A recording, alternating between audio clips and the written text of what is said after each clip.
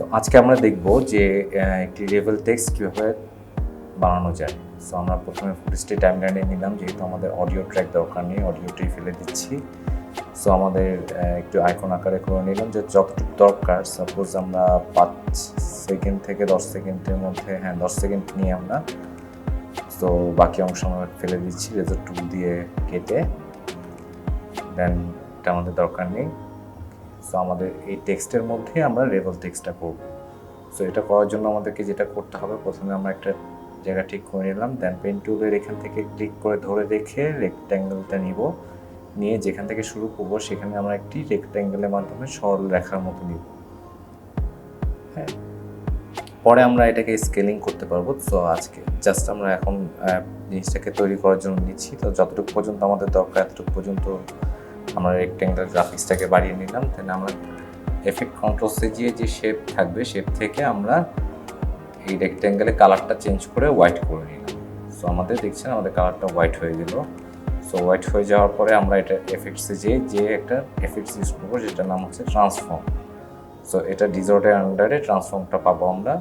So এই ট্রান্সফর্মটা নিয়ে আমরা গ্রাফিক্সের উপর অ্যাপ্লাই করবো। অ্যাপ্লাই করার পরে এফেক্টস কন্ট্রোলে চলে যাচ্ছি, চলে যেয়ে আমরা ইউনিফর্ম স্কেলটাকে আনমার্ক করে দিব। দেন দেখেন, স্কেল হাইট ওয়েট এটা অন হয়ে গেল। অন হয়ে যাওয়ার পরে উইথটাকে আমরা 0 করে দেব। 0 করে দিলে দেখেন রেখাটা ছোট হয়ে একদম 0 হতে ভ্যানিশ হয়ে যাচ্ছে।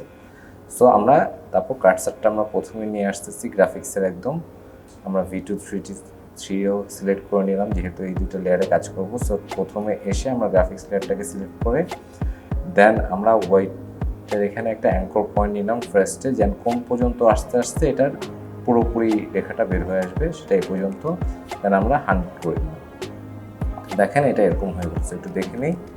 সো এরকম একটা পাওয়া গিয়েছে যে এটা 0 থেকে 100 টোটাল, এটা একদম ভ্যানিশ থেকে এরকম একটা সরল রেখা বেরিয়ে চলে আসবে।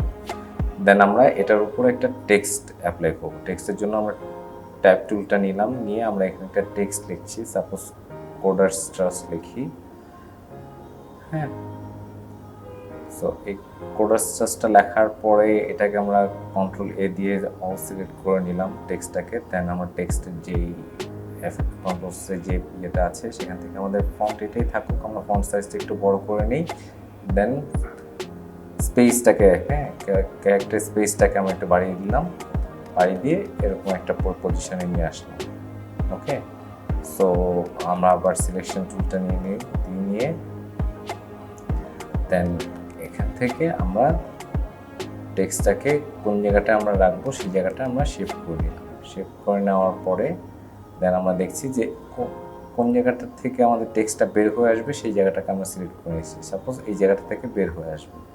সো এটাকে আমরা টেক্সট লেয়ারটাকে আমরা বাড়িয়ে নিলাম।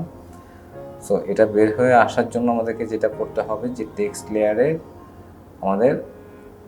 লেয়ারের অপোজিটিতে আমরা এই নেওয়ার পরে দেন এখান থেকে আমরা এই জায়গাটা সিলেক্ট করলাম। দেন ডান পাশের যে দুইটা আছে এই দুটাকে বাড়িয়ে আমরা শেষ পর্যন্ত নিয়ে গেলাম।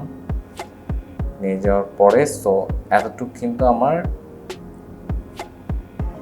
অপোজিটির আন্ডারে পড়ে গেল। সো এর উপরে যেটা থাকছে সেটাকে আমরা দেখতে পাচ্ছি না। সো এটা থেকে দেখতে পাওয়ার জন্য যেটা করতে হবে, আমরা এটাকে একটু ফেদারটাকেও 5 করে দিই, মাস ফেদারটাকে।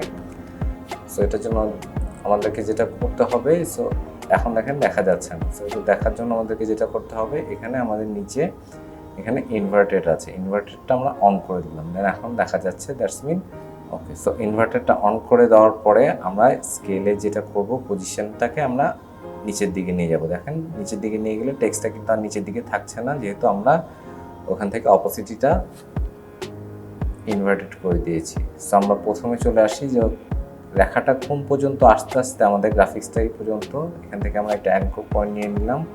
দেন এখান থেকে এই পর্যন্ত আস্তে আস্তে আমাদের রেখাটা CodersTrust লেখাটা বের হয়ে আসবে। সো এটার জন্য আমরা যেটা করব, এই যে স্কেলের পজিশনটাকে আমরা কমিয়ে দিলাম।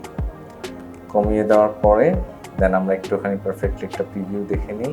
এখান থেকে আসার পরে তারপর CodersTrust লেখাটা বের হয়ে আসবে। সো আই গেস একটু আগে হলে ভালো হবে। সো গ্রাফিক্সে CodersTrustটাকে আমরা একটু আগে নিয়ে আসলাম। দেন এই হচ্ছে আমাদের রিভেল হয়ে গেল।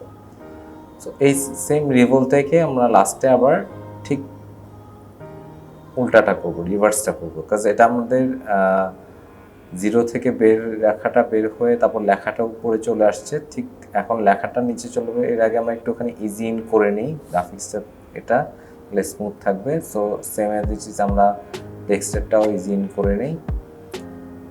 ওকে, সো এই জিনিসটা স্মুথ করে দেয়, ট্রানজেকশনসটাকে স্মুথ করে দেয়। So same as it is আমরা রিভার্স করবো, যে এখন আমাদের টেক্সটটাও নিচে নেমে যাবে, দেন আমাদের রেখাটাও যেরকম 0 থেকে 100 হয়ে আসছিল, দেন রেখাটাও 0 হয়ে যাবে। সো আমরা টেক্সটটাকে নিচে নিয়ে আসলাম।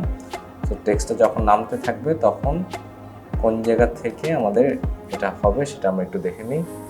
যে এখান থেকে আমরা আবার একটা অ্যাঙ্কর পয়েন্ট নিয়ে নিব, নিয়ে লাস্টে এ পর্যন্ত যেতে আমরা এটাকে 0 করে দিব। তার মানে আমাদের যেরকম করে আমাদের রেখাটা বের হয়ে আসছিল ঠিক তেমনি আবার রেখাটা চলে গেল। এই একটা প্রিভিউ দেখি আমরা। আমার মনে হয় যে একটু লেখাটা একটু পরে গেলে ভালো হয়। সো এটার জন্য আমরা একটুখানি করে নিই যে কোন জায়গা থেকে ঠিক যখন আমাদের লেখাটা নেমে যাবে, নেমে যাওয়ার পরে সো এটাকে আমরা লেখাটাকে একটু আগে নিয়ে আসি, একটু আগে নিয়ে আসলাম, যে একটু আগে লেখাটা নেমে যাবে, দেন লেখাটা 0 হয়ে আসবে। ওকে, সো ফাইন, আই গেস এটা ঠিক আছে। সো এখন আমরা যেটা করতে পারি, এই দুইটা লেয়ারকে সিলেক্ট করে আমরা নেক্সট করে দিই। সাপোজ এটার নাম দিলাম নেক্সট 1 বা জাস্ট 1। এবার আমরা এখান থেকে আমরা এটাকে স্কেলিং বা পজিশনিং করতে পারবো। সো আমরা স্কেলটাকে একটু বাড়িয়ে দিই, সো পজিশনটাকে একটু সেন্টার করে দিয়ে নিচে নিয়ে আসলাম। ফাইন, হ্যাঁ, একটা প্রিভিউ দেখি। সো প্রিভিউ দেখার আগে আমরা এটা করি যে একটা সিনেমেটিক লুক দেওয়ার জন্য আমরা একটু ব্লার ইউজ করি ব্যাকগ্রাউন্ড ইমেজটা। সো আমরা গসিয়ান ব্লারটা নিয়ে আমরা ফুটেজটার উপরে রাখছি, দেন এফেক্ট কন্ট্রোলস থেকে যেখান থেকে আমাদের ব্লারনেসটা শুরু হবে, যে ব্লারনেসটা এখানে আছে, সো যেখান থেকে ব্লারনেসটা শুরু হবে সেখানে কার্সার নিয়ে গেলাম। সো এখানে আমরা একটা অ্যাঙ্কর পয়েন্ট নিলাম। সো এখান এ পর্যন্ত আস্তে আস্তে ব্যাকগ্রাউন্ড ইমেজটা একটু ব্লার হয়ে যাবে। সো আমরা ব্লারটাকে একটু বাড়িয়ে দিই আমাদের প্রয়োজন মতো, যতটুকু ভালো লাগে আমাদের দেখতে। সাপোজ 27 রাখলাম। আমরা এটাকে অন করে দিব। অন করে দেখলে দেখছেন যে পুরো সাইডে পিক্সেলটা সুন্দর মতো অ্যাডজাস্ট হয়ে গেছে। সো এই লেখাটা গেল, দেন লাস্টে এসে আমরা আবার ছবিটাকে ব্লারটাকে কমাই দিয়ে ছবিটাকে স্বচ্ছ করে নিয়ে আসবো। দেন এখান থেকে এ পর্যন্ত যেতে যেতে আমাদের ব্লারনেসটাকে 0 করে দিই, তাহলে ছবিটা আবার স্পষ্ট হয়ে আসবে। সো এটা একটা স্মার্ট একটা সিনেমেটিক লুক থাকে। সো এই যে আমাদের লেখাটা বের হয়ে আসলো। সো এরকম ধরনের লেখা আমরা যে কোনো সময় যে কোনো ভিডিওর ইন্ট্রোতেও ইউজ করতে পারি। সো এখান থেকে ব্লারনেসটা মনে হয় আরেকটু আগে থেকে দিলে বেটার হবে। সো আমরা প্রথমে অ্যাঙ্করটা নিচ্ছি, লাস্ট অ্যাঙ্করটা ঠিক আছে। ওকে, ফাইনাল রিভিউ। আই হোপ সবাই এই জিনিসটা শিখতে পেরেছেন। সো ইনশাআল্লাহ নেক্সট টাইম আমরা অন্য কোনো ভিডিও নিয়ে চলে আসবো। Thank you.